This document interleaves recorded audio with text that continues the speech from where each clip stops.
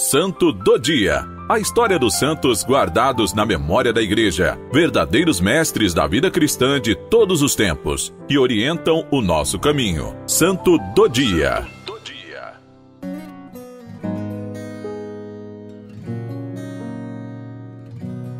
Hoje, dia 2 de novembro, a liturgia da Igreja Católica comemora o Dia dos Fiéis Defuntos. Em vez de propor-nos hoje a veneração de um santo, a Igreja nos convida a comemorar, pelo nosso sufrágio, as almas dos fiéis já falecidos.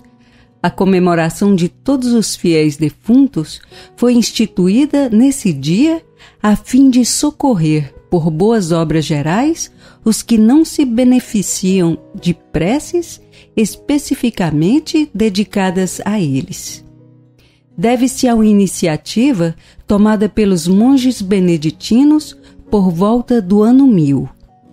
O abade São Odilo, superior do mosteiro de Cluny, na França, deu ordem para que em todos os conventos filiados a essa ordem se celebrasse um ofício pelos defuntos na tarde do dia 1º de novembro. Essa comemoração foi adotada pela autoridade da Igreja, de tal modo que aos poucos se tornou universal a dedicação de 2 de novembro à memória dos irmãos já falecidos. Essa exortação de Paulo é dirigida também a cada um de nós.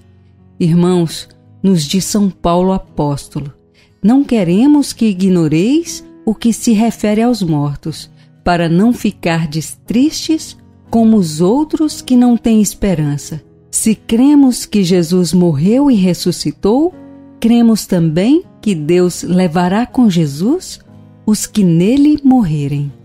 O dia dos finados não é dia de tristeza nem lamúrias, como o é para aqueles que não têm fé, mas é dia de saudosa recordação, confortada pela fé que nos garante que nosso relacionamento com as almas dos finados não está interrompido pela morte, mas é sempre vivo e atuante pela oração de sufrágio. A doutrina relativa aos finados põe em admirável luz a harmonia entre a justiça e a bondade de Deus Pai, de tal modo que também os corações mais frios não resistem hoje a um saudoso pensamento de piedade religiosa em favor dos irmãos falecidos. A fé nos ensina que existe um lugar de purificação pelas almas depois da morte, pois toda criatura que morre carrega faltas, misérias, dívidas espirituais por pecados cometidos, mesmo morrendo reconciliada com Deus. Essas faltas o impedem de entrar diretamente no reino de Deus, que é o reino da santidade perfeita, da luz e felicidade. Deus, em sua bondade, providenciou um lugar de purificação que a tradição da Igreja chamou de purgatório.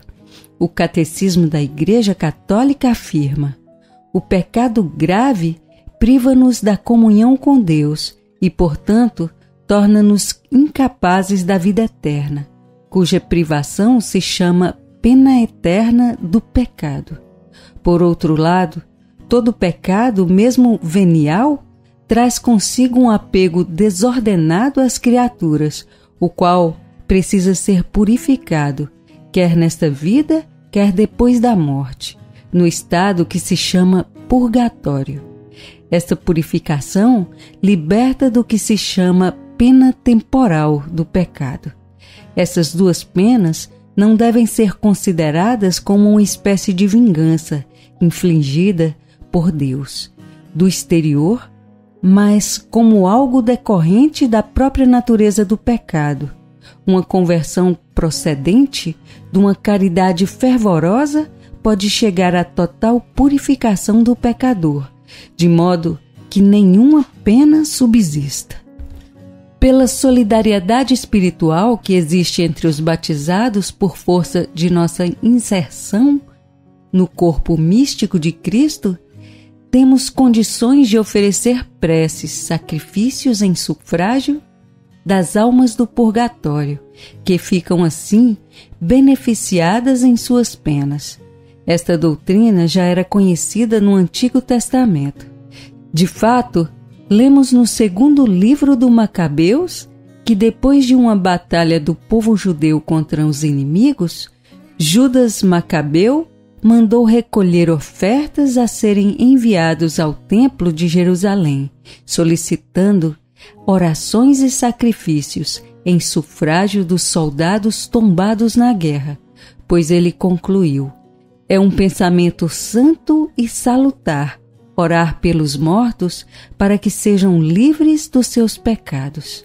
Também Jesus Cristo fez alusão aos pecados que não são perdoados nem nessa terra, nem na outra vida.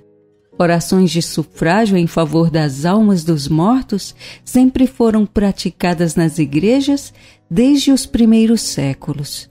Nas catatumbas romanas, onde se sepultavam os cristãos, há inúmeras inscrições alusivas a preces que os defuntos solicitam dos irmãos na fé. Santa Mônica, mãe de Santo Agostinho, ao falecer perto de Roma, enquanto viajava para a África, assim falava aos 2 filhos que a acompanhavam: ponde meu corpo em qualquer lugar e não vos preocupeis com ele. Só vos peço que no altar de Deus vos lembreis de mim onde quer que estiveres. As almas dos nossos falecidos parecem dizer com o patriarca Jó: compadecei-vos de mim, ao menos vós que sois meus amigos, porque a mão do meu Senhor me tocou. Santo e salutar é o pensamento de orar pelos mortos, para que sejam livres dos seus pecados. No dia de finados, aos que visitarem o cemitério e rezarem, mesmo só mentalmente pelos defuntos, concede-se uma indulgência plenária, só aplicável aos defuntos. Diariamente, do dia 1º ao dia 8 de novembro, nas condições costumeiras, isto é, confissão sacramental, comunhão eucarística e oração nas intenções do Sumo Pontífice, nos restantes dias do ano. Indulgência parcial.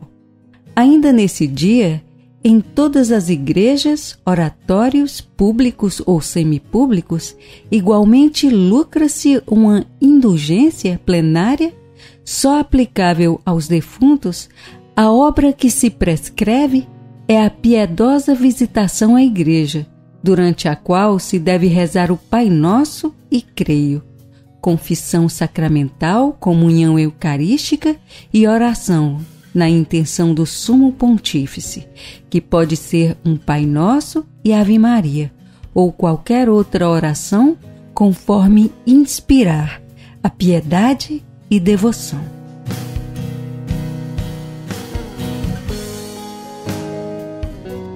Senhor nosso Deus, resgatai as almas dos nossos conhecidos e familiares do purgatório, além daquelas que necessitam das nossas orações. Pedimos também a intercessão para que sejamos santos e purificados nessa vida, a fim de chegarmos diretamente ao céu.